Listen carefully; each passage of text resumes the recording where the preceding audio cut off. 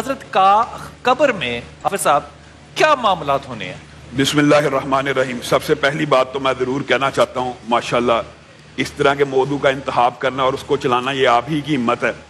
ویسے قرآن پاک کے اندر اگر ہم جائزہ لینا تو کم از کم میرے خیال میں 5 سے 6 پارے ڈرانے کے حوالے سے ضرور موجود ہیں.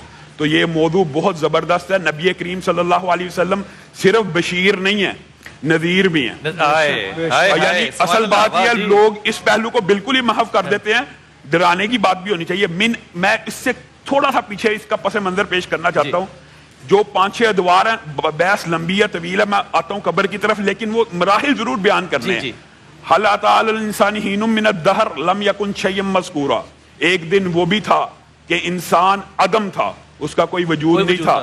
پھر اللہ نے سب سے پہلے عالم ارواح بنایا، انسان کی روح کو تخلیق کر دیا. پھر کہا من ای شیء خلق، کس چیز سے بنایا؟ من نطفۃ خلقہ فقدر، ہم نے ایک حقیر پانی سے بنایا اور جائے قرار ماں کے رحم کو چنا. ثم السبیل یسر، پھر رستے کو آسان کر کے دنیا دی. ثم اماتہ فاکبر، اللہ نے پورے کے پورے 5 کے 5 مراحل ایک ہی صورت میں پے در پہ بیان کر دی ہیں. ماں کے پیٹ سے دنیا میں آیا اور دنیا سے ثم اماتہ، مر جائے گا. پھر کیا ہوگا؟ فاکبر، قبر میں چلا جائے گا. یہاں سے ہم اپنی بات کو شروع کرتے ہیں. یہ 5 مراحل اس سے قبل کے ہیں. اب یوں ہی قبر کے اندر جانا، یہ بھی کنسپٹ کلیئر ہونا چاہیے. بعض لوگ سمجھتے ہیں کہ جن مردوں کو آگ لگا دی گئی، جو سمندر میں بہا دیے گئے، جن کی لاشوں کو پرندے، یہ دیکھیں قرآن کی آیت واضح، ثم اماتہ فاکبر. اس سے یہ ثابت ہو رہا ہے جو مرے گا اس کو قبر نصیب ہوگی. اگر پرندے نے اچک لیا اسی کا پیٹ اس کی قبر ہے. اور حدیث کتنی مشہور ہے کہ اگر حضرت یونس بھی لا الہ الا انت سبحانک انی کنت من الظالمین نہ کہتے للبث فی بطنہ، تو اس کے بطن میں رہتے الی یوم یبعثون، قیامت کے دن تک. تو ان کی قبر، اس کا مطلب ہے قبر ہر اس جگہ کو کہتے ہیں جہاں پہ مرنے کے بعد انسان کا جسم منتقل ہو جاتا ہے. اصل اصول یہ ہے. بعض لوگ یہ سمجھتے ہیں نا کہ ہندوؤں کو جلا دیا گیا تو قبر نہیں ہے. اب قبر سے چند لمحے پہلے ہمارے ہاں ایک کنسپٹ جو معاشرے میں ابھی بہن نے بھی جس کی طرف اشارہ کیا ہے کہ حساب کتاب تو قیامت والے دن ہونا. تو قبر کے جو اصل میں یہ آرگیومنٹ منکرین حدیث نے بہت زیادہ پھیلایا ہوا ہے معاشرے کے اندر. منکرین حدیث، جو حدیث کا اس دنیا میں کوئی منکر ہے؟ ہاں، حدیث کے منکر معاشرے میں عام پھرتے ہیں. پوچھیں علماء سے. مسلمان کہلاتے ہیں. مسلمان حدیث کے منکر ہے. جی جی جی ایسے لوگ ہیں. اب بتائے تصدیق ہو گئی ہے منکرین حدیث کا. یہ بہت بڑا، اللہ انہیں ہدایت دے. بلال بھائی ان کا یہ وہ کہتے ہیں جی قرآن سے دکھایا جائے، قرآن سے دکھایا جائے عذاب قبر. تو وہ کس کی زبان کا ہے؟ وہ بھی تو نبی کریم صلی اللہ علیہ وسلم پہ نازل ہوا ہے. لیکن بہرحال یہ ایک الگ بات ہے حجیت حدیث کے. نبی کریم صلی اللہ علیہ وسلم کو ایک قرآن کی مثل عطا کی گئی ہے، حکمت عطا کی گئی.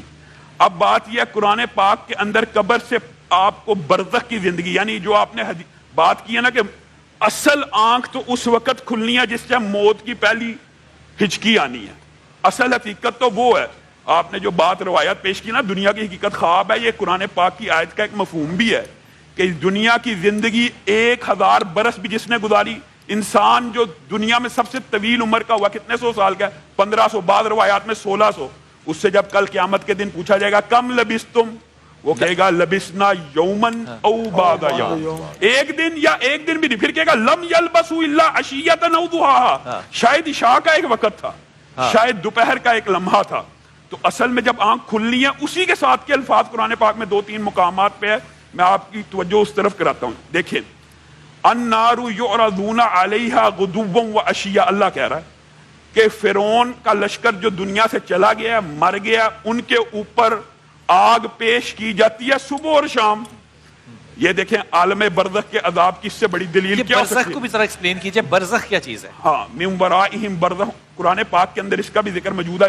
جب بھی انسان کو موت آتی ہے اس کے بعد کی جتنی بھی زندگی ہے وہ برزخی ہے. موت کے بعد جس زندگی میں انسان قدم رکھتا ہے وہ برزخ کی زندگی ہے. اور جب دوبارہ اٹھایا جانا ہے اس کے اور موت کے درمیان ہی کی زندگی کو. اور یہ مقام کہاں پر ہے برزخ؟ کس جگہ پہ ہے؟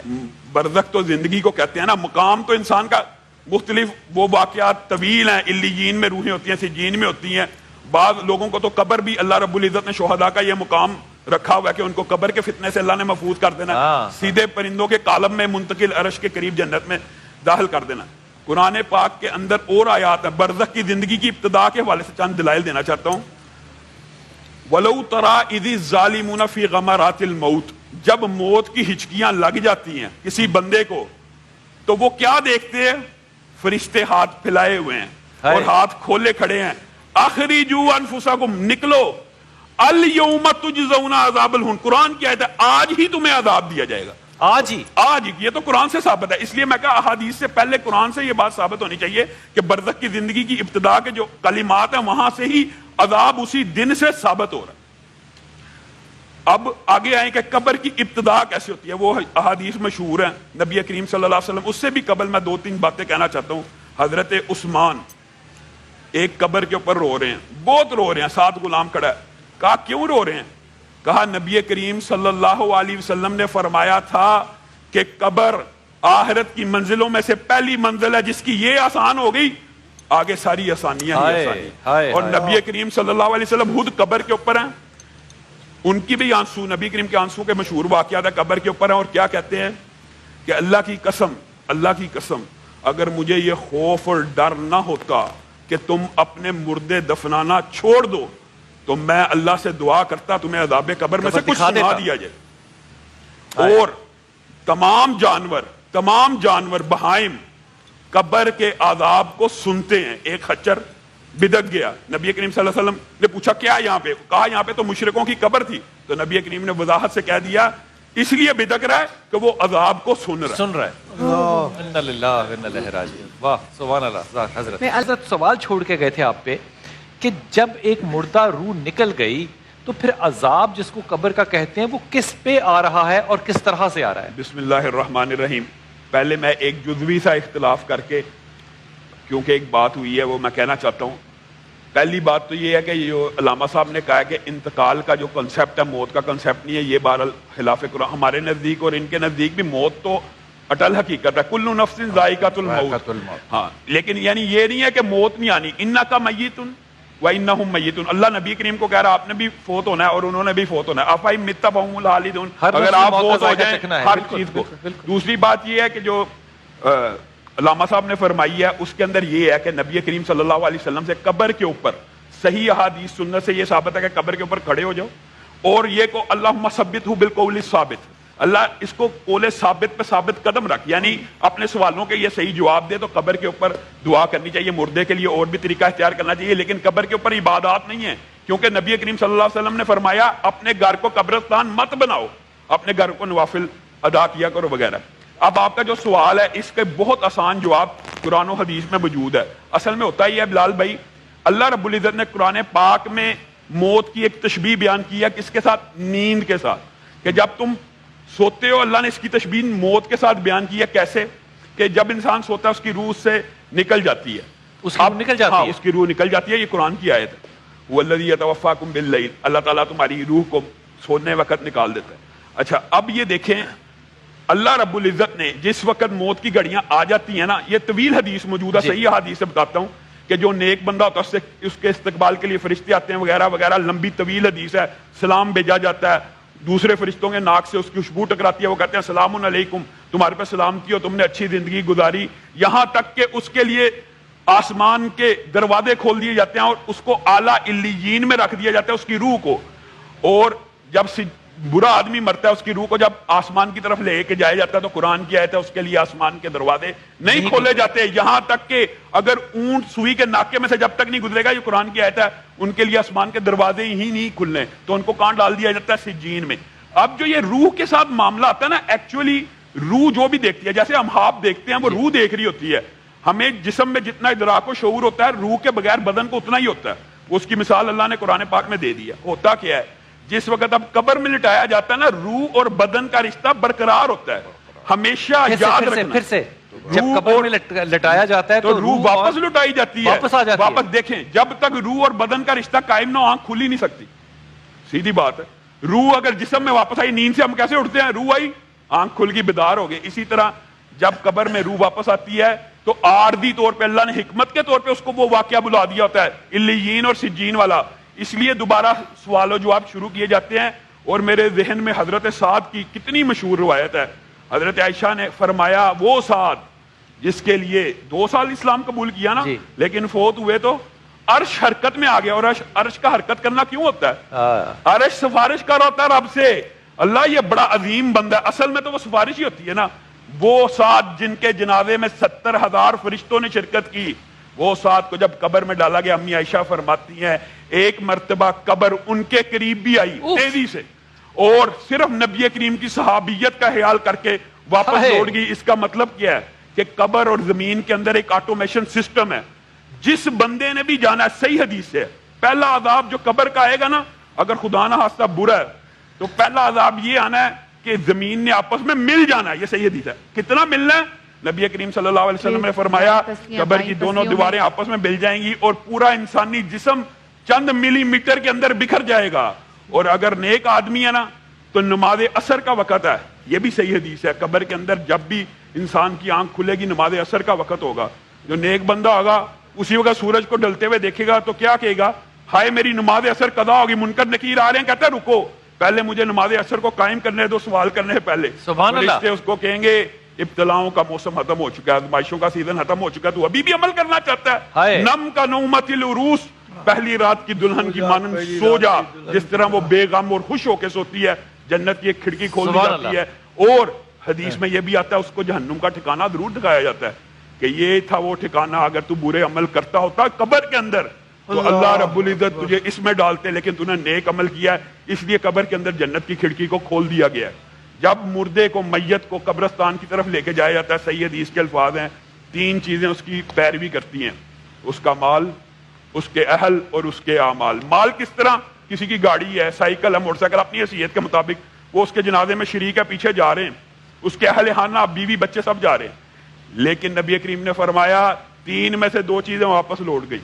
ایک چیز قبر میں رہ جانے والی ہے, وہی اس کے اعمال ہیں. اور خدا نہ خواستہ بندہ تھوڑا برا ہے نا تو عذاب کے فرشتے اس کی طرف لپکیں گے. یہ بھی صحیح حدیث میں ہے.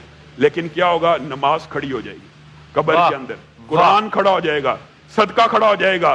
اور نبی کریم صلی اللہ علیہ وسلم نے فرمایا ایک سورت ایسی ہے قرآن کی 30 آیات کی سورت ملک کہ بندے کو اس طرح ڈھانپ لیتی ہے جس طرح مرغی اپنے بچوں کو ڈھانپ. کمال بات ہے. یہ جو آرگیومنٹ ہے نا, اس کا میں بھی جواب دینا چاہتا ہوں. اصل میں نا یہ اشکال بھی منکرین حدیث کا ہے کہ جزا و سزا اگر قیامت والے دن ہے قبر میں کیوں مل رہی ہے.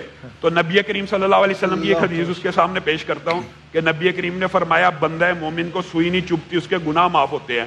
اور ضروری نہیں ہے کہ ہر قبر میں عذاب دینے والے انسان کو جہنم ملے, وہاں پہ بھی گناہ معاف ہوئی جا رہے ہیں تکلیف کے ساتھ ساتھ. ہو گیا جواب.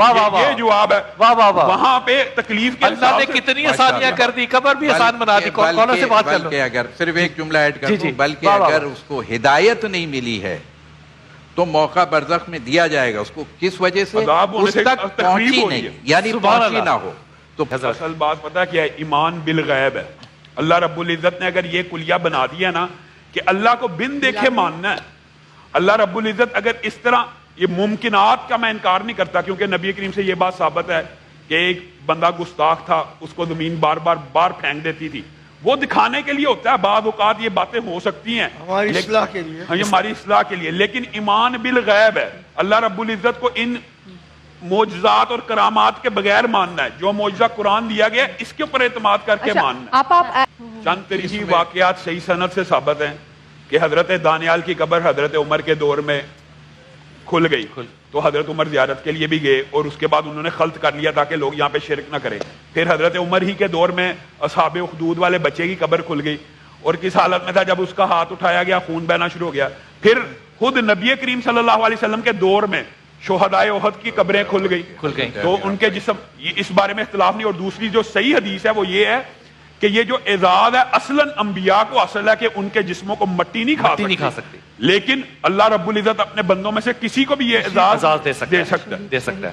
اور یہ جو انہوں نے بھائی نے سوال کیا نا کہ ایمانتاً دفن کرنا, اصل میں شریعت کے اندر اگر ایمرجنسی ہو تو کسی جگہ دفن کر کے بعد میں اس کو منتقل کیا جا سکتا ہے, اس کی گنجائش موجود ہے. لیکن بعض علماء کے ہاں یہ حق صرف شہید کا ہے کہ اس کو ایمانتاً دفن کیا جائے. وجہ کیا ہے کہ اللہ تعالیٰ نے پردہ رکھا ہے, جیسے بہن نے کہا پردہ رکھا ہے, اس کے اندر علت یہ بھی ہے، ایک تو مردوں کی آواز نہیں سنوائی تاکہ مردے دفن کرنا کہیں نہ ترک کر دیں دفن کرنے کو، دوسری بات یہ ہے عیبوں کی پردہ پوشی نہیں کرنی، دنیا میں ایک آدمی ہے اور اگر اس کی آواز سنا دی جائے کہ آزاد سارے ادھر ہی دفن ہونے چاہیے، یہ تو متفقہ کرنا۔ پروگرام شاید لیٹ جوائن کیا کہ اس کا جو پہلا سوال ہے کہ جس جگہ پہ وہ قبر بنی اسرائیل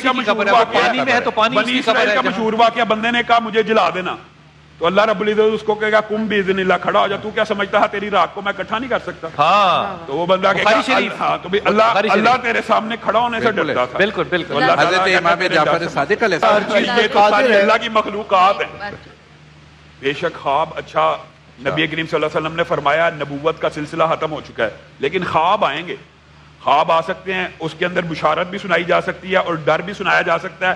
اگر ڈر سنایا جائے تو ان کی طرف سے صدقہ کرنا چاہیے، اس کی بجائے میں ایک حدیث بیان کرتا ہوں، صحیح حدیث ہے کہ مردہ جب قبر میں دفن ہوتا ہے نا، اس کی حالت پتہ کیا ہوتی ہے؟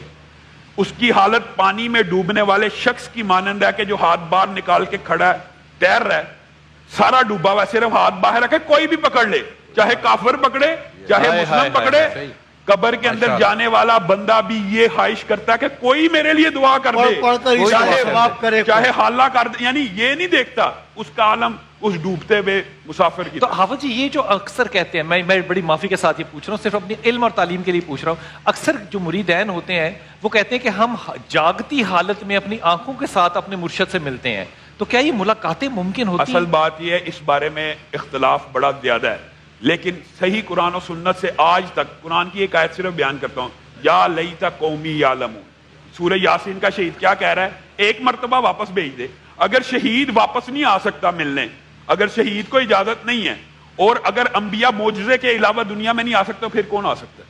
یہ برزخ ایک پردہ ہے، اس برزخ کی زندگی اور اس دنیا میں ایک فرق ہے اور ایک فاصلہ ہے، اگر یہ فاصلہ نہ ہو، میں ایک صرف منطقی بات کرتا ہوں، شہید کی جو بیوہ ہے اس کو شادی کی اجازت ہے کہ نہیں؟ بالکل اجازت، تو شہید کو تو اللہ تعالیٰ نے زندہ کہا ہے، اور ہوتا بھی ہے اللہ کے پاس زندہ، جنت میں پھل کھاتا ہے، ہوتا بھی ہے، لیکن اس کے اوپر قانون موت کا لاگو ہے، اس کی بیوہ شادی کر سکتی ہے، اور نعوذ باللہ اگر وہ شادی کر کے شہید کا واپس آتا ہے دنیا میں، بیوی کسی اور کے ساتھ ہے، یہ اذیت ہے کہ خوشی؟ بالکل، اس کا مطلب مرید کی اپنی محبت اور خواہش ہو سکتی ہے۔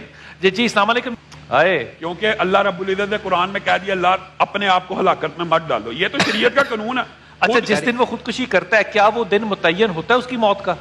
وہ طریقہ موت حرام، طریقہ موت حرام، یعنی شراب پی کے مر جائے بندہ، اللہ معاف کرے، اس نے تو اس نے اپنے مستقبل پر خود کچھ حملہ کر دیا، یہ سمجھ لیجیے، خود کچھ حملہ کر دیا۔ وہ جو حدیث ہے، صحابی جنگ میں تھا صحابی اور کہہ رہے تھے کہ کس خوبصورتی سے لڑا ہے، رسول اللہ صلی اللہ علیہ وسلم نے کہا یہ جہنمی ہے، یہ جہنمی ہے، بڑی صحیح اپنے زخموں کی تاب نہ لاتے ہوئے اس نے اپنے آپ کو تلوار کے اوپر اپنی گرایا۔ یہ صحیح حدیث ہے، صحیح حدیث ہے، خودکشی حرام۔ اس کا مطلب یہ ہوا کہ موت کا دن یقیناً متعین ہے، لیکن کیوں کھڑا ہے یہاں پہ آ، تو وہ جو معاملات ہیں وہ خدا چاہے تو دنیا پہ قائم کر سکتا ہے۔ حضرت ایک بچے کے لیے، ایک بیٹے کے لیے، ایک بیٹی کے لیے، ایک بیوی کے لیے، ایک بیوہ کے لیے، جب کوئی کسی کا عزیز قبر میں چلا گیا، اب اس کے اعمال ہو گئے ختم، اب اس نے ہاتھ نکالا ہوا ہے باہر اور وہ کہہ رہا ہے کوئی مجھے پکڑ لے، کیا فرض ہے ہم پہ کہ ہم اس کے لیے کیا کریں؟ سب سے پہلی بات اس کے لیے دعائے مغفرت کثرت سے کرنی چاہیے، کثرت سے ہر وقت کرنی چاہیے۔ دوسری بات جو ثابت ہے، جن میں ہمارا اختلاف نہیں ہے، اس کی طرف سے صدقہ کرنا چاہیے، صدقہ کرنا ہاں چاہیے، اس کی طرف سے صدقہ کرنا چاہیے، پانی کا والد ہے پانی کا کنواں لگانا چاہیے۔ نبی کریم صلی اللہ علیہ وسلم نے فرمایا مسلمان کے اوپر عذاب قبر دو بہت بڑی وجوہات کی وجہ سے آتے ہیں جو تمہیں دیکھنے میں معمولی لگتی ہیں، ایک طہارت کا صحیح خیال نہ رکھنا، طہارت کا صحیح خیال نہ رکھنا عذاب قبر کی بہت بڑی وجہ ہے، دوسری چغلی کرنا ایسی کہ جس سے آپس میں تفریق پیدا ہو، یہ دو سبب شریف میں نے سنا، اس میں دونوں کا کام یہی تھا، دونوں کا تو ڈر کے مارے بندہ پاک صاف ہی نہیں تو سارا مسئلہ وضو ہی نہیں تو نماز کہہ رہے ہیں نا، ہم آسان نہیں ہے، زبان کی طہارت بڑا کہ جو بندہ وضو کر کے سو جائے اس کا اجر، اس کا رات عبادت میں گزری، تو پھر حضرت یہ جب مردہ گھر میں ہوتا ہے تو کیا وہ ہماری باتیں سن رہے ہیں؟ نبی کریم صلی اللہ علیہ وسلم نے فرمایا مردے کے اوپر بری بات نہ کرو، کیوں؟ کیونکہ جو لفظ تم منہ سے نکالتے ہو فرشتے کہہ رہے ہوتے ہیں آمین، نعوذ باللہ اگر یہ کہہ دے ہم برباد ہو گئے، نعوذ باللہ، یہ عام ہے نا، یہ معاشرے کی اصلاح ہونی چاہیے، ہم برباد ہو گئے، پیچھے والا فرشتہ کہتا ہے آمین تم برباد ہی ہوگے، یہ الفاظ نہیں کہنے چاہیے، احتیاط سے کام لینے کی ضرورت، وہ ہماری آواز کو سن رہے ہیں، مردہ نہیں سن رہا ہوتا، لیکن یعنی فرشتے فرشتے سن تو رہے ہیں، دیکھ رہے روح ہیں سنتی جس ہے طرح سے لوگ اس کو ہینڈل روح کو کرتے ہیں، پہنچتے ہیں اعمال۔ جس طرح سے لوگ اس کو ڈیل کرتے ہیں، غسل دیتے ہیں، کیا اس کو اس کی تکلیف محسوس ہوتی ہے؟ غسل دینے کی جی کسی بھی نبی چیز کی۔ کریم صلی اللہ علیہ وسلم نے فرمایا مردے کی ہڈی توڑنا ایسے ہی ہے جیسے زندہ کی ہڈی توڑنا، یہ صحیح حدیث ہے۔ مردے کی ہڈی توڑنا ایسے ہے جیسے زندہ کی، یہ احترام میت ہے۔ مسلمان کی میت اس طرح کی گری پڑی چیز نہیں ہے کہ ہلکے اس کا چلو۔ احترام نہ اور کیا جائے۔ قبروں کی جنازے میت یہ کو کہ قبر کو